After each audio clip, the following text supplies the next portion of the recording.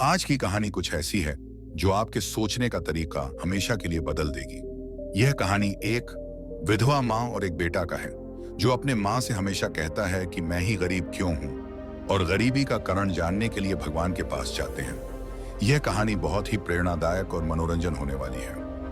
कहानी शुरू करने से पहले मैं आप सभी लोगों से हाथ जोड़कर एक निवेदन करना चाहता हूँ। अगर आपको कहानी अच्छी लगे तो वीडियो को लाइक जरूर कर देना। आइए कहानी शुरू करते हैं। बहुत समय पहले की बात है। एक नगर में एक हरिश्चंद्र नाम का व्यक्ति रहता था। उसका नाम हरिश्चंद्र था। हरिश्चंद्र की शादी रूपा नाम की लड़की से संपन्न हो जाता है, और जैसे ही उसका विवाह होता है और विवाह होने के कुछ दिन तक तो सब कुछ ठीक चलता था। रूपा नाम की लड़की देर रात मेहनत करती थी, अपने पति की सेवा करती थी, हर प्रकार से अपने जीवन को जीने की कोशिश करती थी। उसके घर में धन तो नहीं था, लेकिन उसके मन में अपने पति के लिए बेशुमार प्यार था। वह बड़ी दयावान थी, लेकिन कहते हैं ना, जो दयावान होते हैं, जो लोग स्वभाव के अच्छे होते हैं, ईश्वर उन्हें दुख भी अधिक देता है। इधर उस रूपा नाम की लड़की, जिसकी शादी अभी कुछ महीने पहले हुई थी, उसके विवाह को अभी पूरा साल भी नहीं हुआ था। इधर उसका पति हरिश्चंद्र इस दुनिया को छोड़कर चला जाता है और वह विधवा हो जाती है।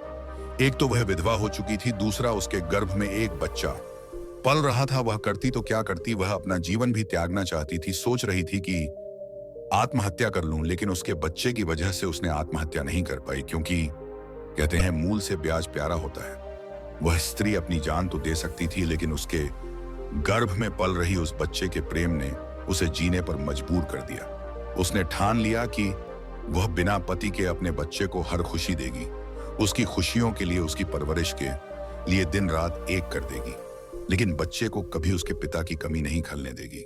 और ये कहा भी जाता है कि जब भी कोई इंसान दृढ़ संकल्प कर लेता है तो ईश्वर भी उसकी सहायता करते हैं। बड़े बड़े पहाड़ों को वह अपने सामने झुका देता है। इधर रूपा, जो स्त्री विधवा हो चुकी थी, समाज की गंदी नजरों से बचते हुए इधर उधर दूसरों के घरों में झाड़ू पोछा करने लगी। तरह तरह के काम करके अपना गुजारा करती थी। उसे जैसा भी काम मिल जाता वह कर लिया करती थी, और उस काम के बदले में जो पैसे मिलते थे उससे अपने घर का गुजारा चला रही थी। धीरे धीरे कुछ महीने बीत जाते हैं तो उसकी कोख से एक पुत्र प्राप्त होता है, यानी कि एक बेटे का जन्म होता है। रूपा अपने बच्चे को देखकर उसका नाम रखती है किशोर, और रूपा अपने बेटे से कहती हैं कि बेटा, तेरा भाग्य तो पहले ही बिगड़ चुका है, मेरा भाग्य भी पहले से खराब है, और तेरा भाग्य भी मेरी वजह से खराब हो गया है। रूपा ने अपने बेटे का नाम किशोर रखा। किशोर धीरे धीरे बड़ा होने लगा। इधर वह रूपा नाम की विधवा दिन रात मेहनत मजदूरी करके अपने बच्चे को खिलाती पिलाती थी। उसे अच्छे कपड़े लत्ते पहनाती, यानी कि उसे कभी भी अपने बाप की कमी महसूस नहीं होने देती थी। लेकिन कहते हैं कि बाप का प्यार एक अलग ही होता है, जिसकी कमी बच्चे को महसूस हो ही जाती है। माँ कितना भी प्यार थे, लेकिन बाप की बराबरी नहीं कर सकती, और एक पिता कभी माँ की बराबरी नहीं कर सकती। अब तो वह लड़का बड़े बड़े शेठ साहूकार के लड़कों से दोस्ती रखने लगा था। बड़े बड़े उसके मित्र बन चुके थे। वह उनके साथ खेलता कूदता था, हर प्रकार से उनके साथ रहता था। जब किशोर बड़े बड़े सेठों के बच्चों के साथ रहता था तो कहीं ना कहीं उसे अपनी गरीबी समझ में आने लगी थी। किशोर काफी दिनों तक इसी बात को सोचता रहा कि आखिर वह इतना गरीब क्यों है, कि उसके पास वह सारी सुख सुविधाएं क्यों नहीं है जो उसके मित्रों के पास है। इसी बात को विचार करता हुआ एक दिन वह अपनी माँ के पास आता है। वह अपनी माँ से कहता है कि माँ, मेरा गांव में कई लड़कों से मित्रता है। मैं देखता हूं कि बहुत अमीर है, उनके घर में धन की कोई कमी नहीं है, हर एक सुख सुविधा उनके पास में है, लेकिन माँ, हमारे पास इतना धन क्यों नहीं है? हम इतने गरीब क्यों हैं? अरे, हमें 2 वक्त की रोटी ठीक से नहीं मिलती है। ईश्वर ने हमें इतना गरीब क्यों बनाया है? माँ, हम इतने गरीब क्यों हैं? आखिरकार इस गरीबी की वजह क्या है? प्रिय दर्शकों, बेटे कि इन बातों को सुनकर रूपा अपने उस बेटे से कहने लगती है कि बेटे, गरीब अमीर तो सब लोग भाग्य से बनते हैं। ईश्वर ने जिसे जैसा बना दिया वह वैसा ही बनता है, इसमें हम कुछ नहीं कर सकते। हमारे भाग्य में ही ईश्वर ने गरीबी लिख दी है, इसे हम चाहकर भी नहीं मिटा सकते। बेटा, मेरा पूरा जीवन इस गरीबी में निकला है। मैंने कई तरह के दुख देखे हैं। मेरी शादी के कुछ दिन बाद तेरे पिता इस दुनिया को छोड़कर चले गए। मैंने अकेले ही तुझे पाला पोसा है, तुझे हर खुशी देने का प्रयास किया है। पता नहीं तुम्हें किस बात का दुख है? बेटा तू बता, तुझे क्या चाहिए? तू किस बात की कमी महसूस करता है? किशोर कहता है कि माँ, मुझे सिर्फ यह बताओ कि भाग्य को कौन लिखता है? किसने हमारे भाग्य में गरीबी लिखी है? मैं देखना चाहता हूं, हमें 2 वक्त का खाना भी ठीक से प्राप्त नहीं होता है, और नगर में देखो लोग कितने अमीर हैं, कितनी सुख सुविधाएं उनके हैं। आखिर हमने ऐसा क्या किया जिसने हमारे भाग्य में इतनी गरीबी लिख दी है? तब रूपा कहती है, बेटा ईश्वर ने जो लिखा है भाग्य को सोच समझकर ही लिखा होगा। तुम इन सब बातों में मत पड़ो, तुम अपना काम करो, तुम अपनी पढ़ाई पर ध्यान दो। तब किशोर कहता है, नहीं माँ, मैं ईश्वर से मिलना चाहता हूं, वह कहाँ मिलेंगे? मैं उनसे मिलकर पूछूंगा कि आखिरकार उन्होंने हमारा भाग्य ऐसा क्यों लिखा। विधवा स्त्री अपने बेटे से कहती है कि बेटा भगवान तो जंगल में रहता है, क्या तुम जंगल में जा सकते हो? अगर जा सकते हो तो जाओ और जाकर उसे ढूंढ लो, और तैयबा तुम्हारा भाग्य इतना गरीब क्यों है, उनसे अपना सारे सवालों के जवाब पूछ लो। प्रिय दर्शकों, किशोर बड़ा जिद्दी था, वह तुरंत जंगल में निकल जाता है।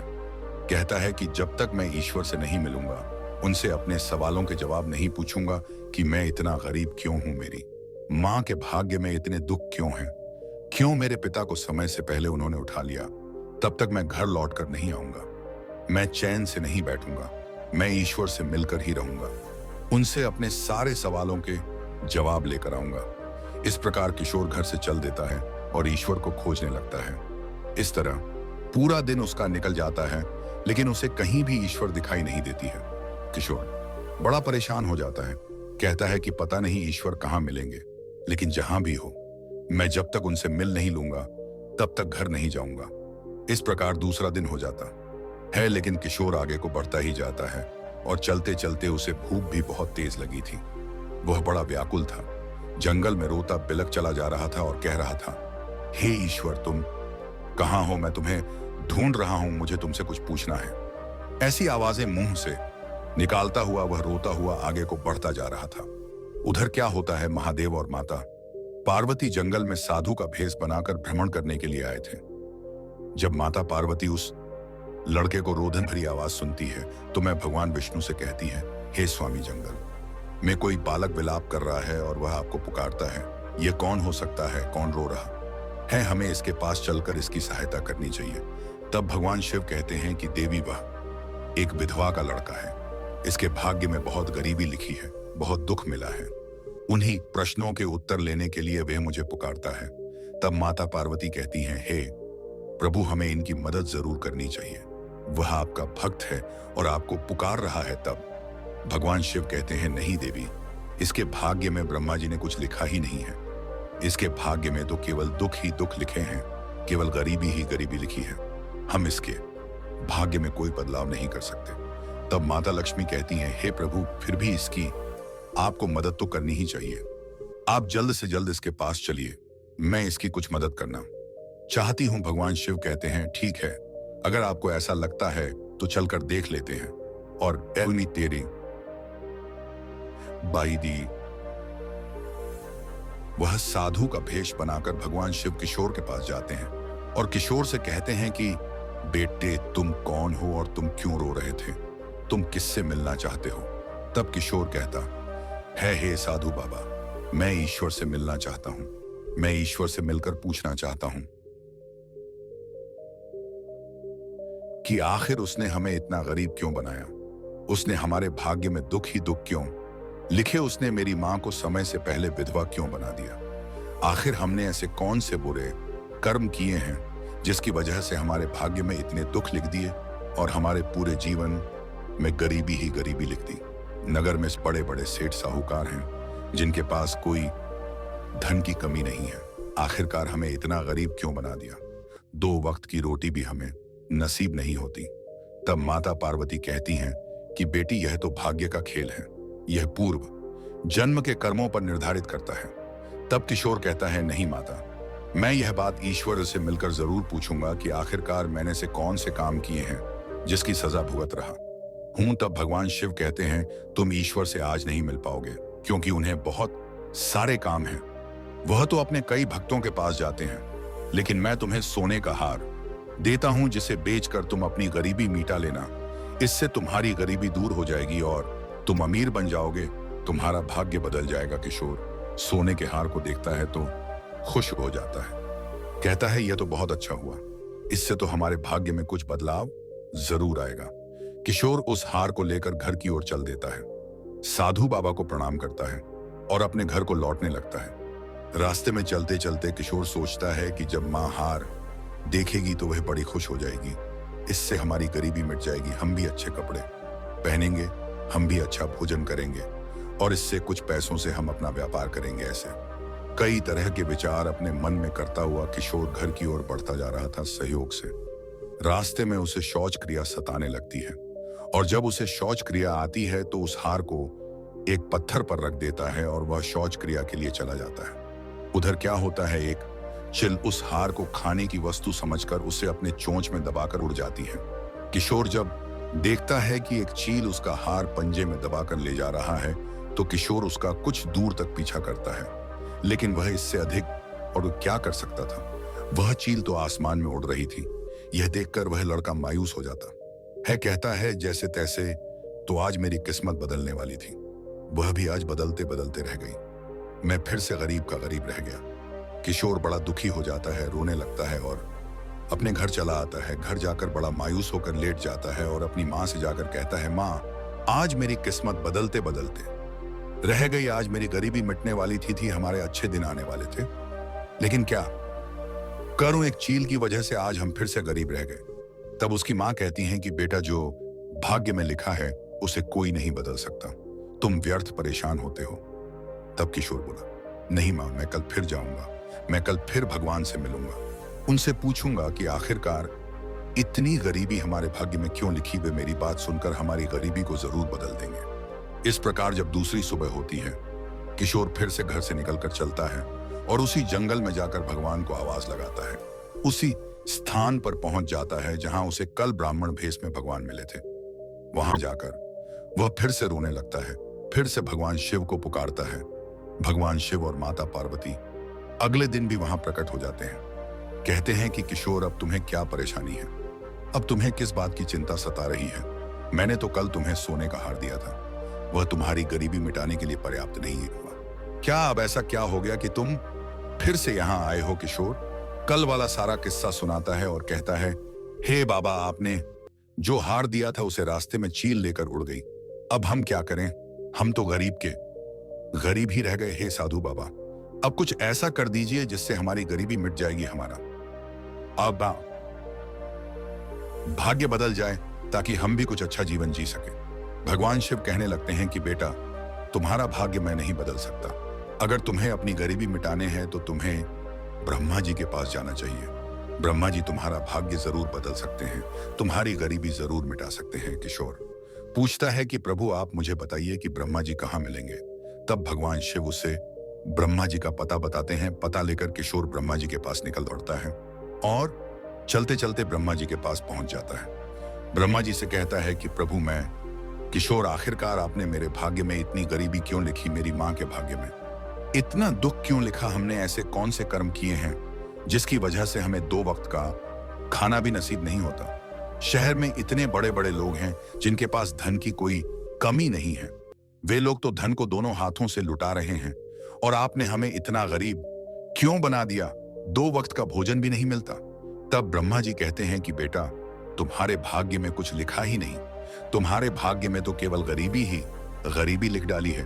उसे कोई नहीं बदल सकता, उसे मैं भी नहीं बदल सकता। जो भाग्य में लिखा है वह तो भोगना ही पड़ेगा। तब किशोर कहता है, हे प्रभु, आप तो भगवान हैं, अब मुझे कुछ ऐसा उपाय बताइए जिससे मैं भी कुछ अच्छा जीवन जी सकूं, मैं भी अमीर बन सकूं, मेरा जीवन भी सुख से बीत सके। यदि आप ऐसा मिटवा नहीं कर सकते हैं तो फिर मेरे सवालों के जवाब दीजिए। तब ब्रह्मा जी कहते हैं कि बेटे, तेरे भाग्य का लिखा तो हम नहीं बदल सकते, लेकिन मैं तुझे एक अंगूठी दे रहा हूं। यह अंगूठी तेरी सारी गरीबी मिटा सकती है। इस प्रकार एक रत्न जड़ित अंगूठी ब्रह्मा जी किशोर को देते हैं। कहते हैं कि इसे बेचकर तुम अपनी गरीबी मिटा लो और अपने जीवन को सुखी संपन्न बना लो। प्रिय दर्शकों, किशोर अंगूठी देखता है तो कहता है कि चलो, इससे जो पैसे मिलेंगे उससे कुछ तो गरीबी कम होगी, कुछ तो मेरा भाग्य बदलेगा। इन्हीं सब बातों को विचार करता हुआ किशोर घर की ओर चल पड़ता है। जंगल में चलते चलते कई तरह के सपने देखता हुआ वह घर की ओर चला आ रहा था। रास्ते में उसे एक सरोवर मिलता है। चलते चलते किशोर को बहुत जोर की प्यास लगती है। जैसे ही वह पानी पीने के लिए उस सरोवर पर झुकता है तो उसकी जेब से वह अंगूठी उस सरोवर में गिर जाती है और उसे एक मछली निकल जाती है। और उसे देखते ही देखते किशोर का एक बार फिर से भाग्य बिगड़ जाता है। उसके भाग्य सुधर सुधर फिर से बिगड़ जाता है। उसकी गरीबी मिटते मिटते से रह गई। यह देखकर किशोर बड़ा दुखी हो जाता है और फिर से रोने लगता है और कहता है, हाय रे मेरी किस्मत, मैं तुझे बार बार बदल रहा हूं, लेकिन तू है कि बदलने को तैयार ही नहीं है। आखिर मैं देखता हूं कि तू कब तक नहीं बदलेगी। किशोर फिर से घर आ जाता है और अपनी माँ से कहता है कि माँ, आज मैं भगवान से मिला था। उन्होंने मुझे एक अंगूठी दी थी, लेकिन उसे जैसे ही लेकर मैं चला तो रास्ते में मुझे प्यास लगी। पानी पीने के लिए मैं सरोवर पर झुका तो मेरी जेब से वह अंगूठी निकलकर उस तालाब में गिर गई, जिसकी वजह से आज हम अमीर बनते बनते रह गए। हमारा भाग्य बदलते बदलते रह गया। तब उसकी माँ रूपा, जो एक विधवा स्त्री थी, कहने लगती है कि बेटा, तू क्यों इस तरह की झूठी मूठी कहानियों सुनाकर मुझे तसल्ली देता है। बेटे, मुझे पता है कि मेरे भाग्य में बड़े दुख लिखे हैं, बड़ी गरीबी लिखी है। अगर मेरे भाग्य में सुख होता तो मेरा पति मुझे भरी जवानी में छोड़कर क्यों जाता, क्योंकि कहते हैं कि पति की बिना औरत की गति नहीं होती। जिस औरत का पति नहीं होता, संसार में उसे इज्जत नहीं मिलती। लोग उसे अच्छी निगाह से नहीं देखते। उसे ना तो इज्जत मिलती है, ना सम्मान मिलता है, ना किसी प्रकार का सुख मिलता है। अगर मेरे भाग्य में सुख होता, सम्मान होता, तो मेरा पति जीवित हो जाता। बेटा, तेरा भाग्य मेरे भाग्य से बना हुआ है, इसीलिए बेटा, जो ईश्वर ने लिखा है उसे कबूल करो। किसी भी तरह की कोशिश से इसमें कोई बदलाव नहीं होगा। किशोर बड़ा जिद्दी था। कहने लगता है, माँ, मैं कल फिर से भगवान के पास जाऊंगा। कैसे वे मेरे भाग्य को नहीं बदलते। वह फिर से कुछ ना कुछ मुझे जरूर देंगे, जिससे हमारा भाग्य बदल जाएगा। माँ के मना करने के बाद भी किशोर अगले दिन जंगल में जाता है और कहता है कि ब्रह्मा जी, जो आपने मुझे कल अंगूठी दी थी, वह अंगूठी जल में गिर गई, उसे एक मछली निकल गई। अब मैं क्या करूं, मैं तो गरीब के गरीब रह गया। हे ब्रह्मा जी, कोई ऐसी कृपा कीजिए जिससे मेरी गरीबी मिट सके, मैं भी कुछ अच्छा कर सकूं, मेरा जीवन भी अन्य दूसरे सुखी व्यक्तियों की तरह भी हो जाए। ब्रह्मा जी कहते हैं, बेटे, अब मैं कुछ नहीं कर सकता, क्योंकि तुम्हारा भाग्य तुम्हारी किस्मत को बदलने नहीं देता है। तुम्हारे साथ कोई कितना भी अच्छा कर ले, तुम्हारा भाग्य नहीं बदल सकता, क्योंकि कहते हैं जिस व्यक्ति के भाग्य में दुख और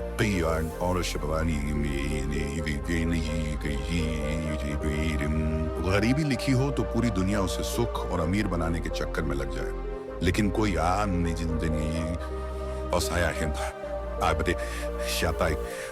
भी उसे सुखी नहीं बना सकता, कोई भी उसे अमीर नहीं बना सकता।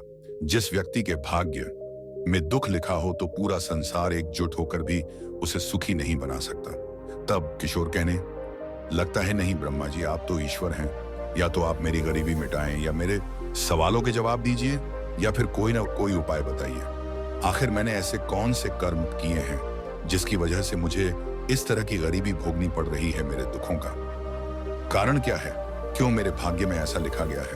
तब किशोर कहने लगता है कि नहीं ब्रह्मा जी, आप तो ईश्वर हैं, या तो आप मेरी गरीबी मिटाएं, या मेरे प्रश्नों के उत्तर दीजिए, या फिर कोई ना कोई उपाय कीजिए। आखिर मैंने ऐसी कौन सी कर्म किए हैं जिसकी वजह से मुझे इस तरह की गरीबी भोगनी पड़ रही है। मेरे दुखों का कारण क्या है, मेरा भाग्य ऐसा क्यों है, मेरा भाग्य अन्य व्यक्तियों की तरह अच्छा क्यों नहीं है। तब ब्रह्मा जी कहते हैं कि बेटे, मैं तुम्हारा भाग्य तो नहीं बदल सकता, लेकिन अब मैं तुम्हें एक ऐसा उपाय बता रहा हूं। अगर उस उपाय को तुमने कर लिया तो तुम्हारी गरीबी जरूर मिट जाएगी, तुम्हारा भाग्य जरूर बदल जाएगा। तब किशोर कहता है, प्रभु, आप मुझे वह उपाय शीघ्र बताइए। मैं हर एक उपाय कर लूंगा जो मेरे भाग्य को बदल सके, जो मेरी गरीबी मिटा सके, मेरे दुखों को मिटा सके। तब ब्रह्मा जी कहते हैं कि किशोर, तुम अब शंकर जी के मंदिर में जाओ और उनके मंदिर में दिन भर उनके दरवाजे की चौखट पर टिके बैठे रहना, उनका दीदार करते रहना, और शाम को फिर अपने घर लौट जाना। लेकिन तुम उनसे कुछ मांगना मत। दिन भर उनका दीदार करो, के दर्शन करो, लेकिन कुछ मांगना मत, क्योंकि भगवान शिव शंकर के द्वार पर भाग्य की देवी झाड़ू लगाने के लिए आती है। वही तुम्हारा भाग्य बदल सकती है।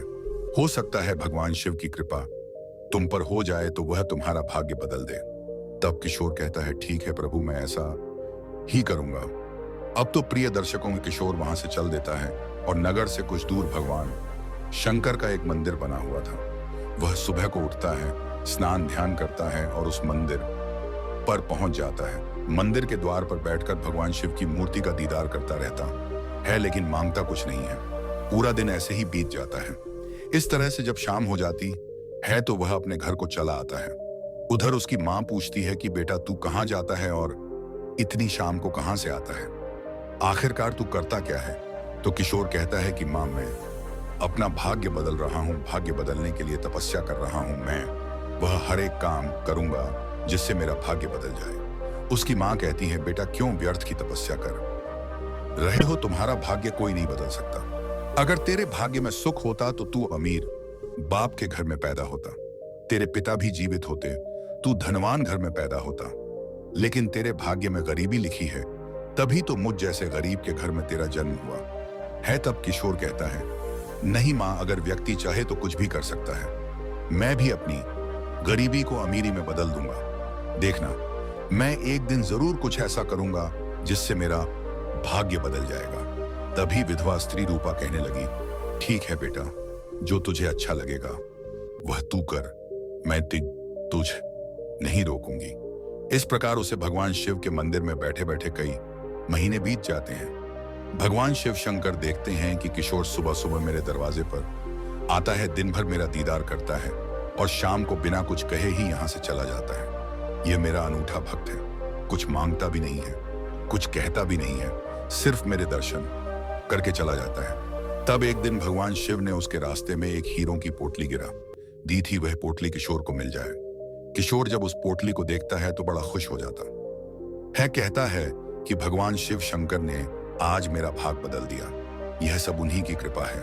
उन हीरो को लेकर के वह अपने घर चल देता है और बड़े बड़े सपने देखता हुआ घर की ओर जा रहा था। सोच रहा था, आज मैं अपनी माँ को बताऊंगा कि आज मैंने अपना भाग्य बदल दिया है, मैं गरीब नहीं रहा। इस प्रकार खुश होता हुआ वह अपने घर पहुंच जाता है। उसकी माँ उस समय घर पर नहीं थी, गांव में किसी काम से गई थी। किशोर हीरो की पोटली को एक लोटे में निकाल देता है और खुशी से पागल होता हुआ अपनी माँ को बुलवाने के लिए चला जाता है। सोचता है कि मैं अपनी माँ को यह सारे हीरे दिखाऊंगा तो देखकर वह भी बड़ी खुश हो जाएगी, अब हमारा जीवन खुशियों से भर जाएगा। उन हीरों की पोटली को वह लोटे में रखकर चला जाता है। उधर क्या होता है, उसी वक्त कुछ चोर किशोर के घर में घुसते हैं और किशोर के घर में चोरी करने लगते हैं। चोरी करते करते उन्हें लौटा मिल जाता है। उस लौटे को लेकर वहां से निकल भागते हैं। किशोर अपनी माँ को बुलाकर आता है, कहता है, माँ देखो, आज मुझे हीरो से भरा हुआ एक लोटा मिला है। उसकी माँ कहती है कि बेटा, मुझे तुझ पर भरोसा नहीं है, तू मुझे दिखाएगा तभी मैं यकीन करूंगी। घर जाकर किशोर उस लौटे को खोजता है। काफी खोजने के बाद भी वह लौटा नहीं मिलता है। कहने लगा, माँ मैंने अभी अभी तो लौटा यहाँ रखा था, पता नहीं कहाँ गायब हो गया। तब उसकी माँ कहती है, बेटे मनगढ़ंत कहानियों बनाना बंद कर दो। मुझे पता है कि हमारा भाग्य बड़ा गरीब है, हमारी किस्मत बड़ी खराब है, ये बदल नहीं सकती। किशोर कहता, नहीं माँ, मैं झूठ नहीं बोल रहा हूँ, आज मैंने यहाँ पर हीरों से भरा हुआ एक लोटा रखा था, पता नहीं वह कहाँ गायब हो गया। तब उसकी माँ कहती है कि बेटे, मैं तुझसे बार बार कह रही हूँ कि हमारा भाग्य नहीं बदल सकता, चाहे लाख कोशिश कर लो। जब किस्मत में कुछ नहीं लिखा है तो फिर कुछ नहीं होगा। हमारे भाग्य में सुख का एक पल भी नसीब नहीं है। बेटे, अगर मेरे भाग्य में सुख होता तो क्या मैं जवानी में ही विधवा हो जाता? दुनिया की कोई औरत को पति के बिना सुख नहीं दे सकता। जिस स्त्री का पति जवानी में छोड़कर चला गया, उसके घर में हर प्रकार की सुख सुविधा होते हुए भी वह बहुत बड़े दुखों को झेलती है। बेटे, मेरा भाग्य बड़ा खोटा है। किशोर कहता है कि माँ, मैं फिर से भगवान के पास जाऊंगा, मैं फिर से उनसे कुछ ऐसा उपाय पूछूंगा जिससे हमारी गरीबी मिट जाए। माँ तू देख लेना, एक दिन हमारा भाग्य जरूर बदलेगा। किशोर फिर से बक्सरे भगवान शिव के मंदिर में जाता है और बाहर जाकर के वह पूरे दिन दरवाजे पर बैठा रहता है। शिव शंकर की मूर्ति के दर्शन करता रहता है, लेकिन उनसे मांगता कुछ नहीं है। इस प्रकार शाम हो जाती है तो अपने घर चला आता है। धीरे धीरे जब कई महीने बीत जाते हैं तो शिवशंकर माता पार्वती से कहते हैं कि देवी, इस किशोर का भाग्य बड़ा ही गरीब है। मैंने श्री विष्णु ने और ब्रह्मा जी ने मिलकर इसके भाग्य को बदलना चाहा, लेकिन इसका भाग्य नहीं बदल पाया क्योंकि इसके भाग्य में गरीबी लिखी हुई है। तब बाबा महादेव भाग्य के देवी से कहते हैं, हे भाग्य देवी, इस लड़के की और इसकी मां के भाग्य में तुमने बहुत गरीबी लिखी है। इसके भाग्य बदलने के लिए मैंने और विष्णु ने, ब्रह्मा जी ने बहुत कोशिश की, लेकिन हर बार इसका भाग्य खोटा आड़े आ जाता है। मैं तुम्हें आदेश देता हूं कि जाओ, तुम इसका भाग्य बदल दो। इसका भाग्य बदलकर इसकी गरीबी मिटा दो, इसके जीवन को सुखपूर्वक बना दो, क्योंकि यह मेरा बड़ा भोला भक्त है। मेरे दरवाजे पर आता है, रोज मेरे दर्शन करता है, पूरे दिन बैठा रहता है, मगर मुझसे कुछ भी नहीं मांगता, क्योंकि हमारे दरवाजे पर कोई भी क्षण भर के लिए भी आता है तो इतना मांग लेता है कि उसके साथ पीढ़ियों तक उसे मांगने की जरूरत नहीं पड़ती। लेकिन हे भाग्य की देवी, यह कई महीनों से हमारे द्वार पर रो रो कर बैठता है, लेकिन मांगता कुछ नहीं है और ना कुछ कहता है। जो मांगने वाले को मिलता है उससे कहीं अधिक बिना मांगने वाले को मिलना चाहिए। इसलिए हे भाग्य की देवी, मेरे आदेश से इसके भाग्य में तुम कुछ अच्छा कर दो। इससे इसकी गरीबी मिट जाएगी, इसके दुख दूर हो जाए। तब भाग्य की देवी कहती हैं, प्रभु, मैं इसका भाग्य कैसे बदल सकती हूँ? भाग्य माता ने इसके भाग्य में कुछ लिखा ही नहीं है। तब भगवान शिव कहते हैं, नहीं देवी, यह मेरा आदेश है, तुम्हें इसका भाग्य बदलना ही होगा। मेरा आदेश तुम्हें नना ही पड़ेगा। प्रिय दर्शकों, तब भाग्य की देवी भगवान शिव के आदेश अनुसार उनकी मंदिर के दरवाजे पर जाकर झाड़ लगाती है और उसी जगह पर एक सोने का सिक्का गिरा देती है। वह सिक्का किशोर को मिल जाता है। किशोर जब सोने के सिक्कों को देखता है तो कहता है कि एक बार फिर से भगवान शिव ने उस पर कृपा की है। चलो, इस सिक्के से उसकी गरीबी कुछ तो कम हो जाएगी। अब उस सिक्के को हाथ में लेकर के किशोर चल देता है। सोचने लगा कि आज इस सिक्के को वह कहीं नहीं रखेगा, आज वह कोई गलती नहीं करेगा जिससे उसकी मां उसे झूठा समझे। आज वह इस सिक्के को अपने हाथ में ही पकड़ कर रखेगा और मां को दिखाएगा। किशोर जब घर पहुंचता है तो अपनी मां को सिक्का दिखाता है और कहता है कि मां, आज भगवान शिव शंकर ने मुझे सोने का सिक्का दिया है मां, इससे हम अपनी गरीबी मिटा लेंगे। तुम बाजार चली जाओ और इस सिक्के को देकर के कुछ भोजन, कुछ राशन ले आना और बचे हुए कुछ पैसों से हम अपना धंधा डाल लेंगे, जिससे हमारी गरीबी मिट जाएगी। तब उसकी मां बड़ी खुश हो जाती है, कहती है, बेटा, आज तुमने अपना भाग्य बदल ही लिया। आज मुझे यकीन हो गया कि कर्म से भाग्य को बदला जा सकता है। किशोर की मां बाजार में जाती है और बाजार से एक मछली खरीद कर लाती है। सोचती है कि आज भोजन में मछली को बनाएगी और अपने बेटे को खिलाएगी, क्योंकि गरीब लोगों को ऐसा भोजन कभी प्राप्त नहीं होता। वह अपने घर पर आती है और घर पर आकर देखती है कि वह मछली मर चुकी है। तब वह उस मछली को काटती है और जैसे ही उसके पेट को चीरती है तो देखती है कि उसके पेट में एक रत्न जड़ित अंगूठी दिखाई पड़ती है। वह अपने बेटे किशोर को दिखाती है, कहती है, बेटे, इस मछली के पेट में यह रत्न जड़ित अंगूठी मिली है। किशोर जब अंगूठी को देखता है तो पहचान जाता है। एकदम से वह कहता है, माँ, यह वही अंगूठी है जो ब्रह्मा जी ने उसे दी थी। माँ, अब हमारा भाग्य बदल चुका है, अब सब कुछ अच्छा होने वाला है। उस अंगूठी को पाकर किशोर बड़ा खुश हो जाता है।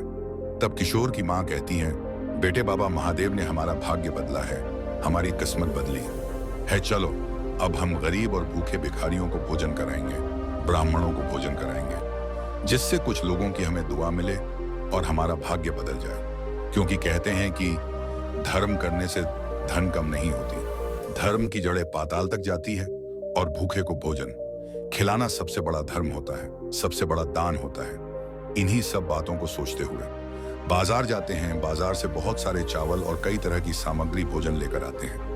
फिर अपने बेटे किशोर से कहती है कि बेटी, चलो अब जंगल में चलती है, क्योंकि भोजन बनाने के लिए कुछ लकड़ियों की जरूरत पड़ेगी।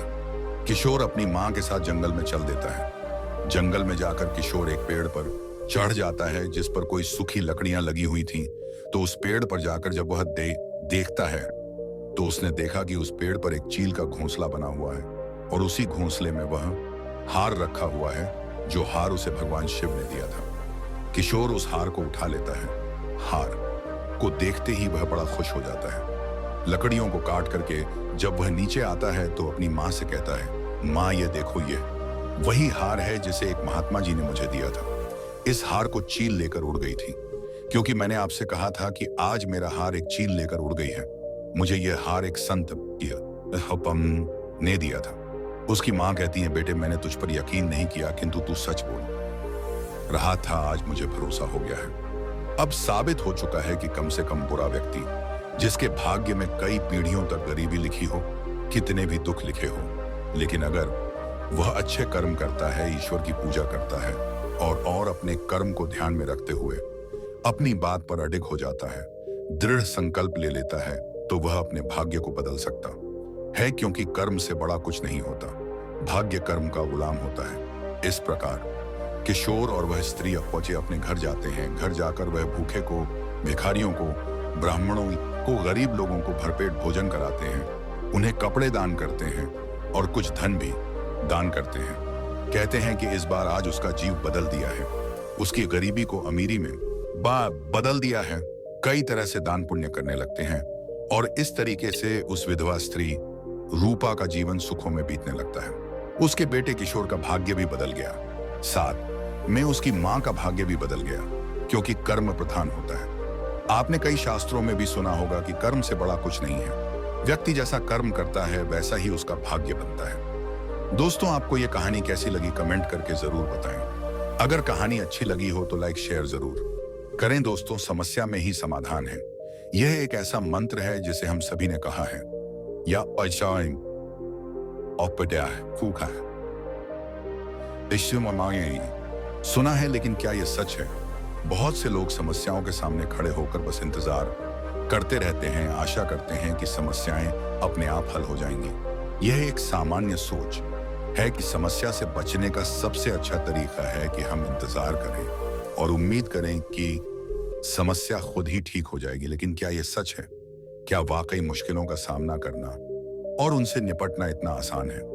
इस वीडियो में हम बात करेंगे कि समस्याओं के सामने खड़े होकर इंतजार करना सबसे अच्छा विकल्प नहीं है। हम आपको सिखाएंगे कि समस्याओं का सामना करना उन्हें हल करने का सही और प्रभावित तरीका है। इस वीडियो के माध्यम से हम सीखेंगे कि हमारी मेहनत, समर्पण और सही दिशा में कदम बढ़ाने से ही समस्याएं हल हो सकती है। तो इस वीडियो को देखें और सीखें कि समस्याओं का सामना करना और उन्हें हल स्वयं करना ही सच्चा समाधान है। तो चलिए शुरू करते हैं। दोस्तों, बहुत समय पहले की बात है।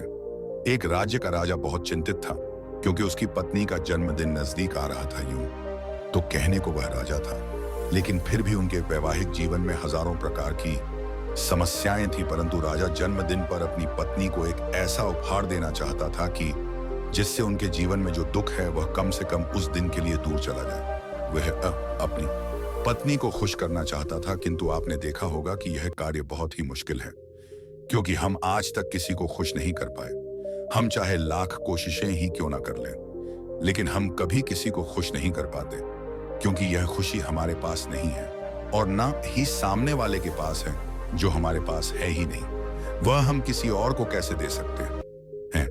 अर्थात अगर आपको किसी दूसरे को खुशी देनी है तो सबसे पहले आपको खुश होना होगा, आपको खुश महसूस करना होगा, अर्थात वह खुशी आपके पास होनी चाहिए, तभी तो आप किसी और को खुश रख सकते हैं। एक दिन राजा ने सभी दरबारी को दरबार में उपस्थित होने का आदेश दिया और साथ ही सभी मंत्री गण भी वहां पर उपस्थित थे।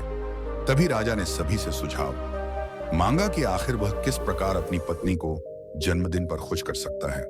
आखिर वह उन्हें कैसा उपहार दे जिस कारण राजा की पत्नी खुश हो सके। वहां पर उपस्थित सभी लोग अपने मन की बातें राजा से बताते हैं, परंतु राजा को वहां पर उपस्थित किसी भी व्यक्ति का कोई सुझाव पसंद ही नहीं आया। एक दिन सांझा के वक्त राजा अपने रथ से कहीं जा रहा था, तभी रास्ते में उसने एक बहुत ही सुंदर मूर्ति दिखी। वह मूर्ति बहुत ही सुंदर और आकर्षक थी। उसे देखकर ऐसा प्रतीत होता था मानो उस मूर्ति में जान हो। उस मूर्ति को देखकर राजा बहुत प्रसन्न हुआ और वह तुरंत ही मूर्तिकार के पास पहुंचा और राजा उस मूर्तिकार से कहता है, तुम तो बहुत बड़े कलाकार हो, तुम्हारी मूर्तियों में चांद नजर आती है, ऐसा प्रतीत होता है कि तुम्हारी मूर्तियां जीवित हैं। हम तुम्हारी इन मूर्तियों को देखकर बहुत प्रसन्न हैं। हम चाहते हैं कि तुम्हारी सारी मूर्तियां हमारे दरबार में शामिल हो।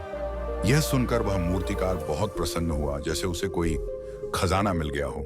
लेकिन तभी राजा ने उस मूर्तिकार से एक और बात कही, देखो मैं चाहता हूं कि तुम मेरे दरबार में शामिल हो जाओ, किंतु उससे पहले तुम्हें हमारे लिए हमारी महारानी की ऐसी मूर्ति बनानी होगी जिसे देखकर वह खुश हो जाए और अपने सारे दुख दर्द भूल जाए। और यदि तुम ऐसा ना कर सके तो मैं तुम्हारा सर धड़ से अलग कर दूंगा।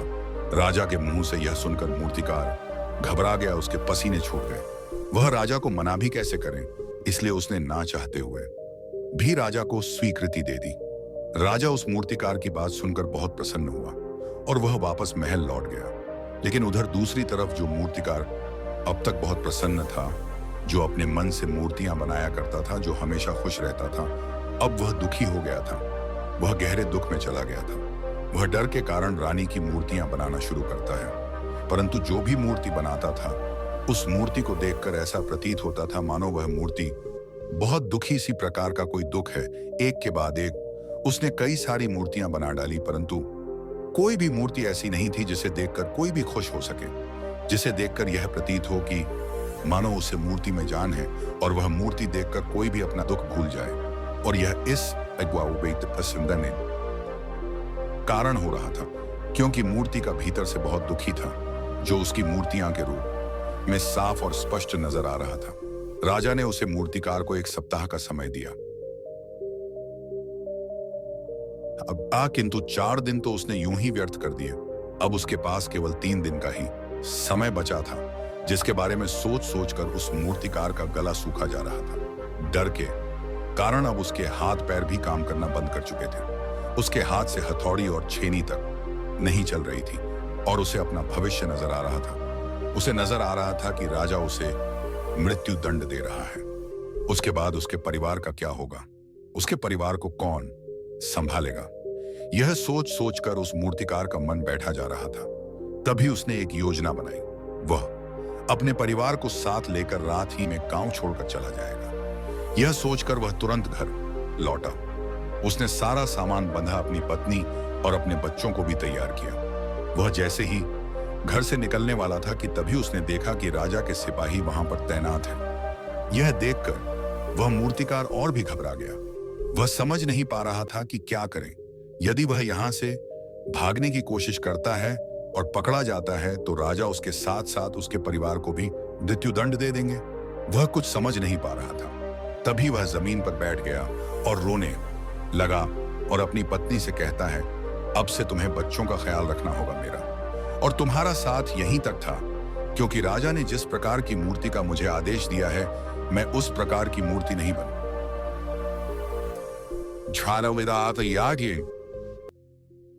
पा रहा, जिस कारण राजा मुझे मृत्युदंड दे देंगे, वह मेरा सर धड़ से अलग कर देंगे और उसके बाद तो तुम्हें ही बच्चों को ख्याल रखना होगा।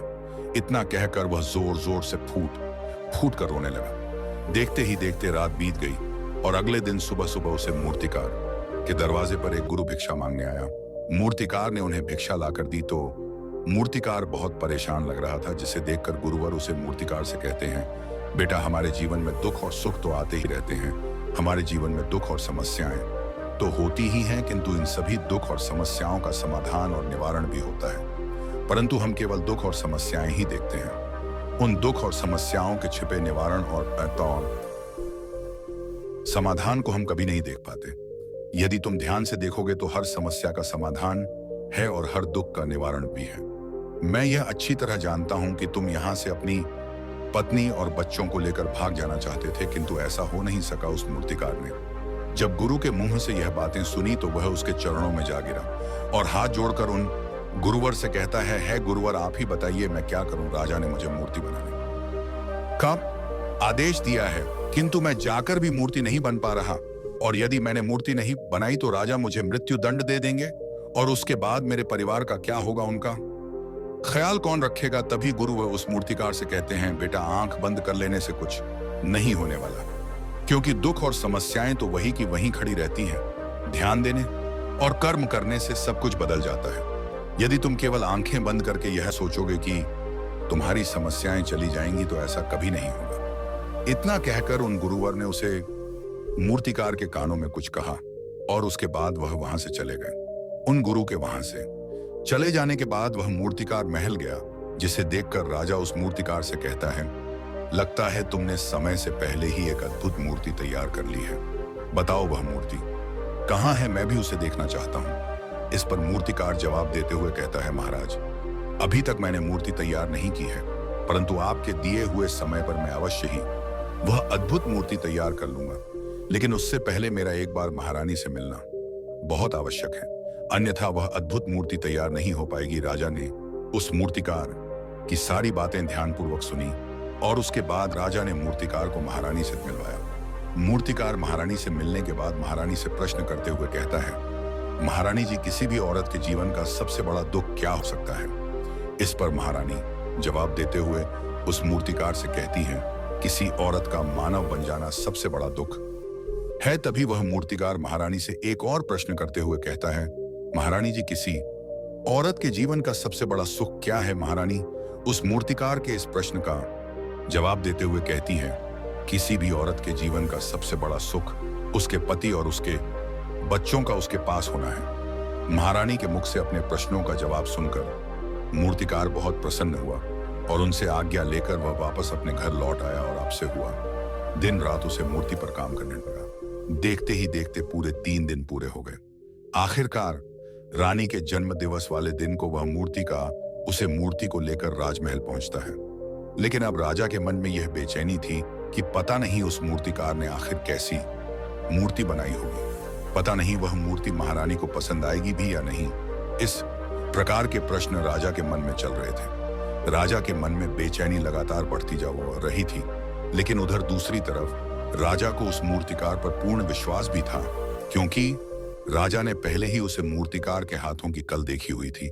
इसलिए एक तरफ उसके मन में यह भी विचार चल रहे थे कि उस मूर्तिकार ने जरूर ही अद्भुत मूर्ति बनाई होगी।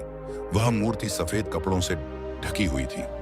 तभी राजा ने उस मूर्ति की ओर इशारा करते हुए रानी से कहा कि आपका जन्म दिवस का तोहफा है, इसे कबूल करें। उसके बाद रानी ने अपने हाथों से उसे मूर्ति से वह कपड़ा हटाया और उस मूर्ति को देखते ही रानी की आंखों से आंसू बहने लगे और यह देखकर राजा को ऐसा प्रतीत हुआ कि मानो महारानी को यह मूर्ति पसंद नहीं है।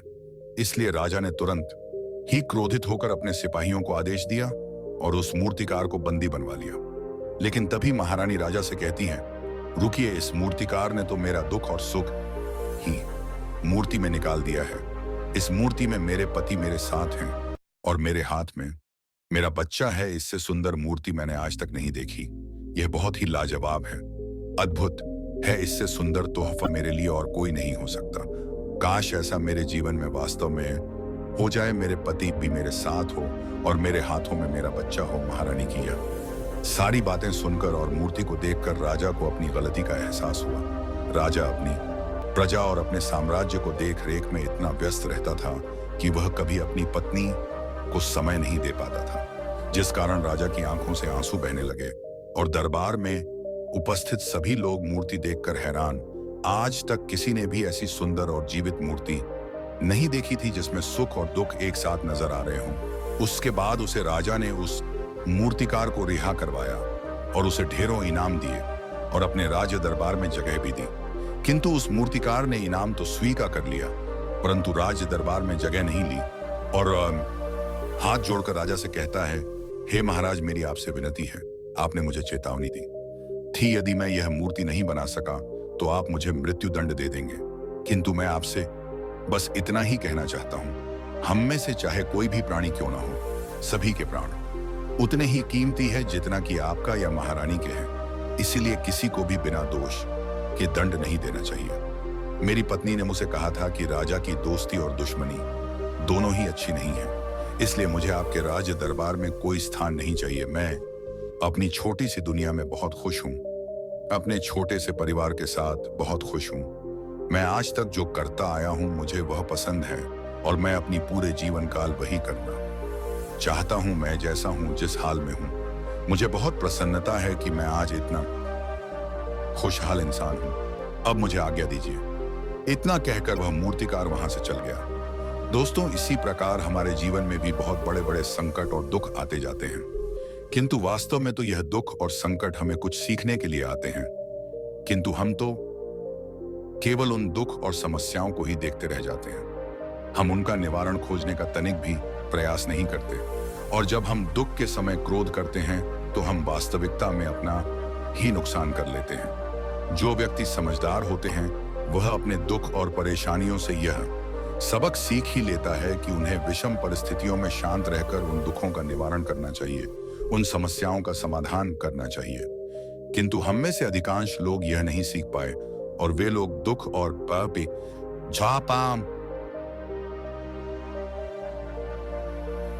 परेशानियों के समय पर क्रोधित हो ही जाते हैं। वह इस बात को अच्छी तरह जानते हैं कि हमें दुख और समस्याओं के समय पर शांत रहना चाहिए और उसका समाधान खोजने का प्रयास करना चाहिए।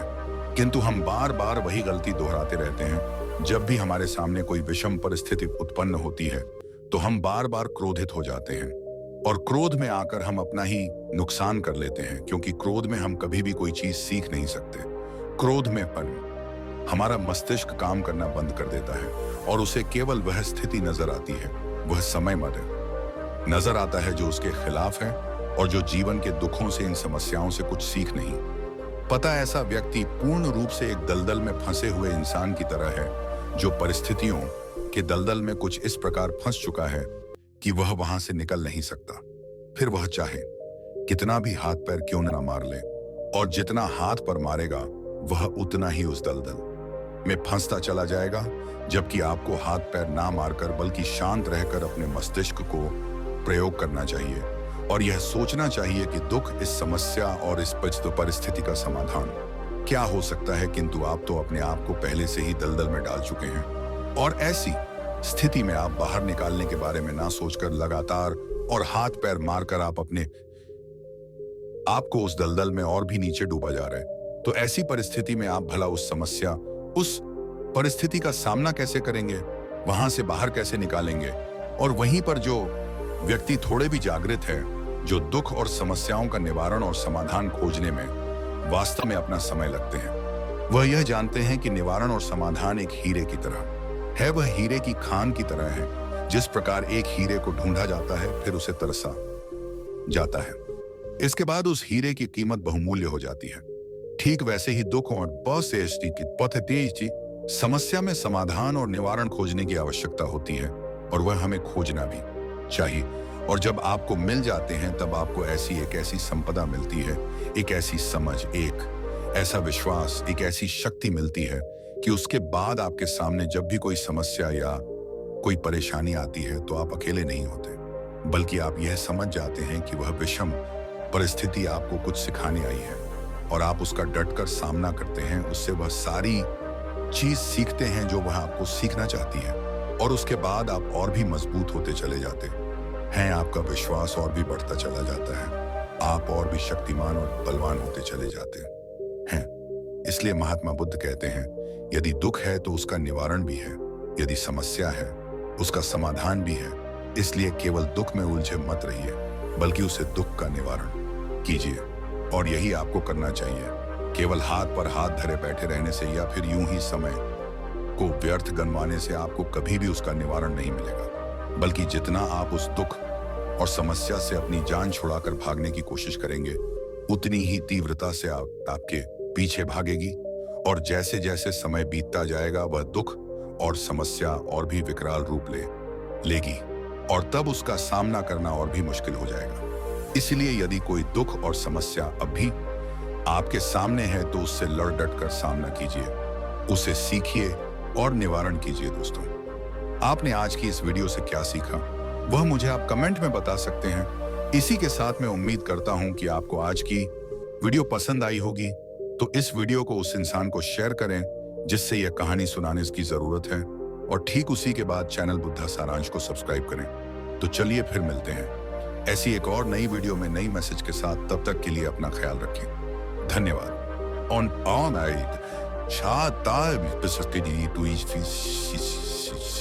नमो बुद्धा। वह मुझे आप कमेंट में बता सकते हैं। इसी के साथ मैं उम्मीद करता हूं कि आपको आज की वीडियो पसंद आई होगी, तो इस वीडियो को उस इंसान को शेयर करें जिससे यह कहानी सुनाने की जरूरत है और ठीक उसी के बाद चैनल बुद्धा सारांश को सब्सक्राइब करें।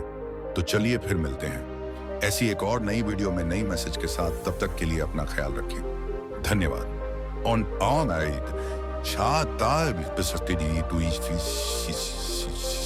नमो बुद्धा।